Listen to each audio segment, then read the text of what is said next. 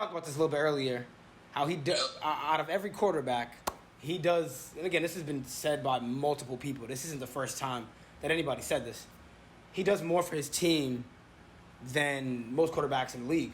He got to run. He got to pass. He has to control the offense. 9 times out of 10, as much as the Ravens are a defensively minded team, they sort of lack the ability to win games. Like, I never liked Lamar. As you notice, I was never a big Lamar Jackson fan. Still not, but I can understand what he brings to the table, you know? How he is asking for $200 million. Again, Russell Wilson got $200 million. Aaron Rodgers got a lot of money. I don't know if he got $200 million. Deshaun Watson got $250. I mean, at the end of the day, I think the market for the quarterback is changing because there was never any fully guaranteed contracts up until Russ got his and Deshaun Watson got his. And the market for quarterbacks, or at least good quarterbacks with certain teams that need quarterbacks, is small. Carolina, they ain't got no quarterback. Houston, they ain't got no quarterback. Again, they may have the number 1 pick. But in my opinion, I would never... Like, if I want to get a person, if I got to pick between a former MVP, still young, Lamar's only, 24, 25? Yeah. As opposed to, again, I don't know these quarterbacks and what their capabilities are, but I have a proven commodity in Lamar Jackson, someone who's won MVP, someone who's legitimately dominated the league for years. Again, yeah, his injuries and all that extra stuff that they're talking about.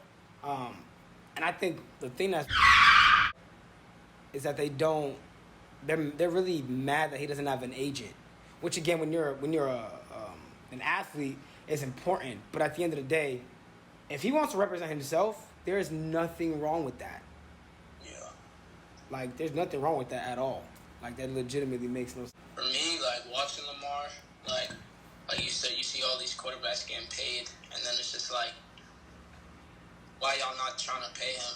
Like, Lamar has never been a diva to the Baltimore Ravens. Ever, he's never had any problems. And the thing about quarterback is you want your quarterback to be, very professional. Like, he hasn't come out in the media and said anything bad about the Ravens. He doesn't do anything crazy on social media. He just literally portrays himself as a high character, high passion guy. And for them to just, we don't have a contract for you when you know what Lamar has done. Getting MVPs, running. He's a quarterback that's a running back. He's taking hits all times on the field. So it's just, he's sacrificing his body, and y'all don't even want to pay him. And then he gets injured, and everyone's bashing him because he's not playing when the money's not fully guaranteed. So why am I going to go put myself on the line? And I'm not.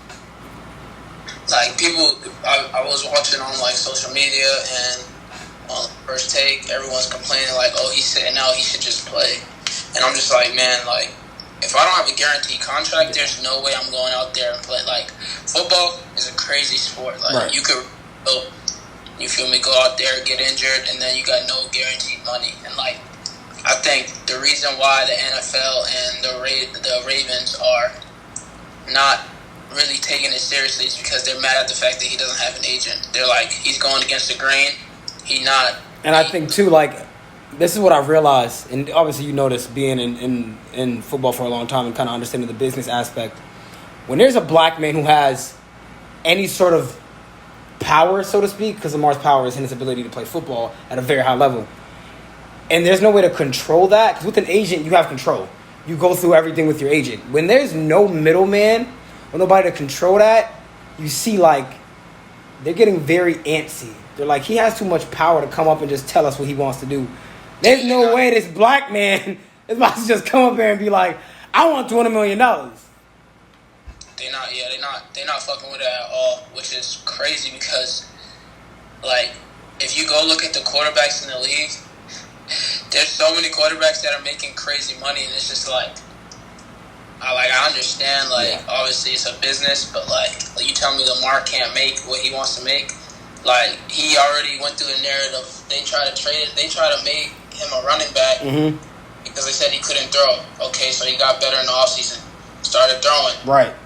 Now they're saying he's injury prone. No, he's really not. He just got injured this year, and I guarantee you, if he had a guaranteed contract, bro, he's playing. That nigga, He definitely would have. He definitely would have played through it. Obviously, you love the game of football and you want to be, that for your team. But you gotta look at the business side of it, and the business side is more realistic than like the little kid side of you saying like, I just want to play to just make the fans happy and everything. Like, he got a family, right. He got people, make sure it's all right.